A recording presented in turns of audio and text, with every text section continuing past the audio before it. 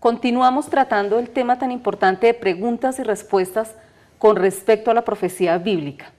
Bueno, hay otra pregunta muy importante y es: ¿cuál es el año de la buena voluntad del Señor y el día de la venganza del Señor Dios nuestro, que nos habla Isaías 61:2? Vamos a leer Isaías 61, 1 al 4. El Espíritu de Jehová, el Señor, está sobre mí, porque me ungió Jehová, me ha enviado a predicar buenas nuevas a los abatidos, a vendar a los quebrantados de corazón, a publicar libertad a los cautivos y a los presos apertura de la cárcel, a proclamar el año de la buena voluntad de Jehová y el día de venganza del Dios nuestro, a consolar a todos los enlutados, a ordenar que a los afligidos de Sión se les dé gloria en lugar de ceniza, óleo de gozo en lugar de luto, manto de alegría en lugar de espíritu angustiado, y serán llamados árboles de justicia, plantío de Jehová para gloria suya. Reedificarán las ruinas antiguas y levantarán los asolamientos primeros y restaurarán las ciudades arruinadas, los escombros de muchas generaciones. Entonces, esta porción bíblica estaba profetizando la venida del Señor Jesús a este mundo y su ministerio terrenal. Él vino a sanar los quebrantados de corazón, a publicar libertad a los cautivos, a sanar los enlutados. Esto se cumplió con absoluta precisión hace unos 2000 años atrás, cuando Jesucristo vino, ¿sí?, y cumplió su ministerio. El ministerio de Jesús estaba caracterizado por enseñar, liberar y predicar. Entonces, cuando Isaías 61:2 dice a predicar el año de la buena voluntad de Jehová, lea Isaías 61:2, ¿qué dice? A proclamar el año de la buena voluntad de Jehová y el día de venganza del Dios nuestro, a consolar a todos los enlutados. Entonces, el año de la buena voluntad de Jehová se refiere a la primera venida de Cristo, cuando Él trajo la dispensación de la gracia, cuando vino proclamando el Evangelio por toda Jerusalén, Galilea, Samaria, todos esos lugares, cuando vino sanando, predicando, y también se refiere a este tiempo la dispensación de la gracia, a la era de la iglesia. Ese es el año de la buena voluntad de Jehová. Y ahora, el día de la venganza del Dios nuestro se refiere a la segunda venida visible de Cristo, cuando Él venga en Apocalipsis 19, 11 al 21. Yo quisiera que usted leyera Apocalipsis 19, 11 al 21. Ahí está el día de la venganza del Dios nuestro. Entonces, ¿a qué se refiere ese día? El día de la venganza del Dios nuestro. A la segunda venida de Cristo. Apocalipsis 19, 11 al 21. ¿Qué dice? Entonces vi el cielo abierto y aquí un caballo blanco, y el que lo montaba se llamaba Fiel y Verdadero, y con justicia juzga y pelea. Sus ojos eran como llama de fuego, y había en su cabeza muchas diademas, y tenía un nombre escrito que ninguno conocía sino él mismo. Estaba vestido de una ropa teñida en sangre, y su nombre es el Verbo de Dios. Y los ejércitos celestiales, vestidos de lino finísimo, blanco y limpio, le seguían en caballos blancos. De su boca sale una espada aguda, para herir con ella a las naciones, y él la regirá con vara de hierro, y él pisa el lagar del vino del furor y de la ira del Dios Todopoderoso. Y en su vestidura y en su muslo tiene escrito este nombre: Rey de Reyes y Señor de Señores. Y vi a un ángel que estaba en pie en el sol, y clamó a gran voz diciendo a todas las aves que vuelan en medio del cielo: venid y congregaos a la gran cena de Dios, para que comáis carnes de reyes y de capitanes, y carnes de fuertes, carnes de caballos y de sus jinetes, y carnes de todos, libres y esclavos, pequeños y grandes. Y vi a la bestia, a los reyes de la tierra y a sus ejércitos reunidos para guerrear contra el que montaba el caballo y contra su ejército. Y la bestia fue apresada, y con ella el falso profeta, que había hecho delante de ella las señales con las cuales había engañado a los que recibieron la marca de la bestia y habían adorado su imagen. Estos dos fueron lanzados vivos dentro de un lago de fuego que arde con azufre, y los demás fueron muertos con la espada que salía de la boca del que montaba el caballo, y todas las aves se saciaron de las carnes de ellos. Entonces, es concluyente decir La pregunta suya es, ¿qué significa el día de Jehová? El día de la buena voluntad de Jehová. De Dios. El día de la buena voluntad de Jehová. ¿Y el día de la venganza del Dios nuestro? No está hablando de día de, por ejemplo, el día de la buena voluntad de Jehová no está hablando de 24 horas.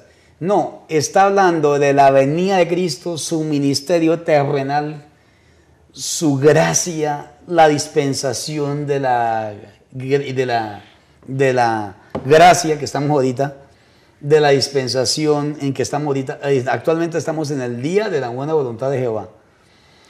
El día de la venganza del Dios nuestro apunta a la segunda venida de Cristo y a los juicios espantosos que el Señor hará cuando venga por segunda vez a exterminar a todo lo malo de la tierra, como usted acabó de leer en Apocalipsis 19, 11 al 21.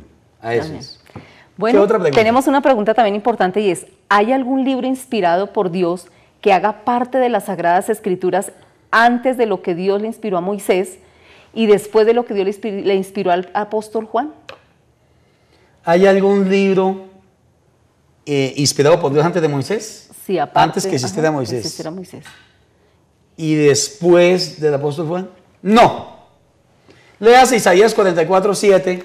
Ahí dice que antes de que existiera Moisés, pues hubieron escribientes, pero ninguno de ellos recibió la inspiración divina para que quedara como Sagradas Escrituras. Antes de Moisés no hubieron escribientes, pero ninguno de ellos existió ninguno de ellos Dios le inspiró para que fueran esos escritos Sagradas Escrituras. Leas Isaías 44:7. ¿Y quién proclamará lo venidero? Lo declarará y lo pondrá en orden delante de mí, como hago yo desde que establecí el pueblo antiguo. Anúncieles lo que viene y lo que está por venir. Aquí en Isaías 44:7 dice la Biblia, qué Dios, qué ídolo, qué religión, qué hombre proclamará lo venidero como lo hago yo. Y dice que él comenzó a inspirar esta profecía desde que estableció el pueblo antiguo, desde que sacó al pueblo de Israel de Egipto por mano de Moisés. Es lo que quiere decir. Dice, desde que estableció el pueblo antiguo, desde que se comenzó a formar el pueblo de Israel allá en Egipto, y Moisés lo sacó, desde ahí comenzó las Sagradas Escrituras a ser inspiradas. O sea, desde Moisés escribió el Pentateuco, Génesis, Éxodo, Levítico, Números, Deuteronomio, componen la Torá. Vuelvo y se lo repito, pueda que antes de Moisés hubieran escribientes y hablarían de Dios, pero ninguno de ellos se constata de que haya sido inspirado por el Espíritu Santo. Se habla de Enoc, pues no se constata. Que yo sepa, antes de Moisés, Dios no inspiró nada a nadie para que quedara registrado como Sagradas Escrituras. Tampoco después de Juan. Juan fue el que se le reveló el último libro de la Biblia, y es Apocalipsis. No hay libros de eslabones perdidos. Yo que en mi concepto personal no hay nada inspirado por Dios que quede ya registrado como Sagradas Escrituras en la Biblia después del apóstol Juan. No falta ningún libro. No, ¿sí? No falta ningún libro. La doctrina, la brecha o la doctrina preadámica, la preadámica es falsa. Porque acuérdese que la inspiración de las Sagradas Escrituras vienen de los judíos. Y si la raza preadámica hubiera existido antes de Adán, no tendríamos la inspiración de las Sagradas Escrituras. Y Juan 4:22 dice Jesús que la salvación viene de los judíos. El primer hombre al cual Dios inició inspirando de su palabra para que la escribiera como Sagrada Escritura fue a Moisés. ¿Sí? La palabra de Dios del Antiguo Testamento la comienza desde Moisés y la cerró con Malaquías. ¿Sí? No falta ningún libro. No sé, algunos quieren como colocar en evidencia. Hay un libro que llama los escritos de Hazer. No falta ningún libro. Toda la escritura es inspirada por Dios de Génesis y Apocalipsis, no falta. De Malaquías a Mateo no hay ningún libro en esos 400 años de silencio que Dios haya inspirado a alguien. ¿Sí? No falta. ¿Sí? Y la escritura fue cerrada con el apóstol Juan, inspirado, que componga ya las Sagradas Escrituras, ¿sí? Después del apóstol Juan no hay libros que sobren, que falta añadir a la Biblia. La Iglesia Católica en la Edad Media le agregó los libros apócrifos a la Biblia, pero esos son ellos, pero los libros no son inspirados por el Espíritu Santo. Entonces, no hay libros que falten antes de Génesis, ni después de Malaquías, ni antes de Mateo, ni después de Apocalipsis. Toda la Escritura es inspirada por Dios. La Escritura la componen 66 libros, de Génesis, Apocalipsis. Esas son las Sagradas Escrituras. Nada falta a la Biblia. Todo está completo. Todo está inspirado. Todo es vivo y eficaz. Nada falta, no falta ningún libro.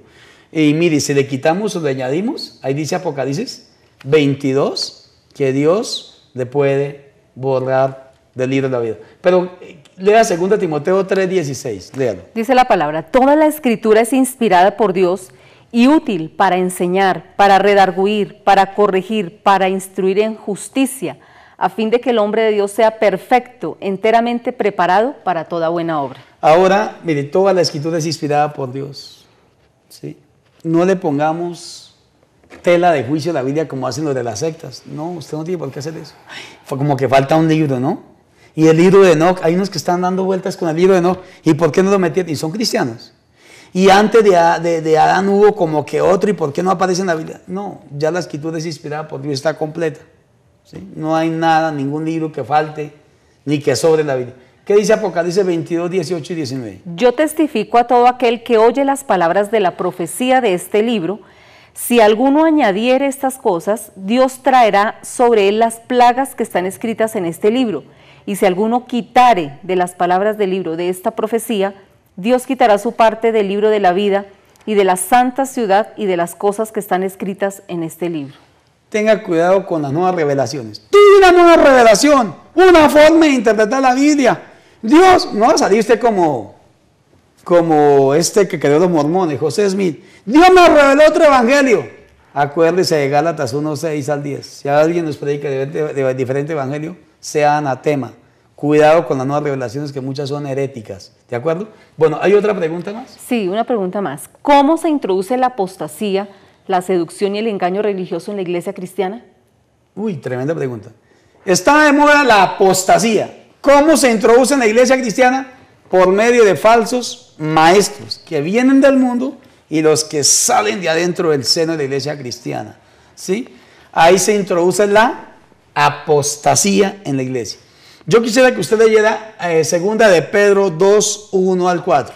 Pero hubo también falsos profetas entre el pueblo, como habrá entre vosotros falsos maestros, que introducirán encubiertamente herejías destructoras, y aún negarán al Señor que los rescató, atrayendo sobre sí mismos destrucción repentina, y muchos seguirán sus disoluciones, por causa de los cuales el camino de la verdad será blasfemado, y por avaricia harán mercadería de vosotros con palabras fingidas. Sobre los tales ya de largo tiempo la condenación no se tarda, y su perdición no se duerme. Segunda de Pedro, capítulo 2, ahí habla de la apostasía en la iglesia que se iba a introducir, que así como hubo entre el pueblo de Israel falsos maestros, en la iglesia evangélica también se iban a introducir. Entonces, ¿cómo se introduce la apostasía en la iglesia? Por medio de falsos ministros que vienen de afuera, se meten, falsos pastores, falsos, y también de ministros que están adentro de la iglesia y se dejan torcer, se dejan envanecer, se dejan engañar, ¿sí? Entonces, un falso ministro, un falso pastor introduce herejías destructoras. Segundo, introduce evangelio mezclado. Ahora está de moda el evangelio mezclado con hechicería, con metafísica, con acupuntura, ¿sí? Introduce métodos raros para hacer libre a la gente de la iniquidad. Por ejemplo, ahora son los actos proféticos. Prenda veladora, rompa una hoja, pase frente al fuego. Están enseñando métodos ya saliéndose de la Biblia para la liberación de la gente. Eso es pura psicología mezclada con hechicería. También cuando se permite la mundanalidad en la iglesia, ahí se introduce la apostasía. Apostasía quiere decir desviarse, ¿sí? Desviarse. Cuando se interpretan mal los textos bíblicos, se tuerce la Biblia en la interpretación. Eso es también es apostasía. las nuevas versiones de la Biblia cuando le cambian el significado a los textos bíblicos. Ahí se mete la apostasía. Por predicar un evangelio liberal, libertino, fácil, se mete la apostasía. Por ser muy legalistas, cerrados al legalismo y al judaísmo, ahí se introduce la apostasía. Por permitir modas, falsa profecía, todo eso se mete la apostasía a través de todo eso. Por servirle a los dos señores, ahora hay un amor al dinero impresionante en algunas iglesias cristianas. Y el amor al dinero trae apostasía porque convierte las iglesias en empresas y hace subastas con los milagros de Dios.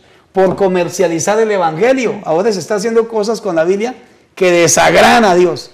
¿Qué cosas se hace con la Biblia que desagradan a Dios? Que cojamos el evangelio como un negocio, que cojamos la Biblia para manipular a otros. La manipulación trae apostasía en la iglesia. Mire cómo se mete. Léase todo 2 de Pedro 2 y Judas, que ahí está toda la apostasía que se ha metido en la iglesia. Y por lo general esto viene de los falsos maestros, los falsos profetas y el libertinaje. Las 7 iglesias de Apocalipsis, algunas fueron salpicadas por apostasía y hay muchas cosas que hablar de la apostasía. Bueno, se nos acabó el tiempo. Muy buenas preguntas. Ahí estamos para atenderles en los correos que aparecen a continuación. En el correo puede escribirme o puede llamarme si desea este material.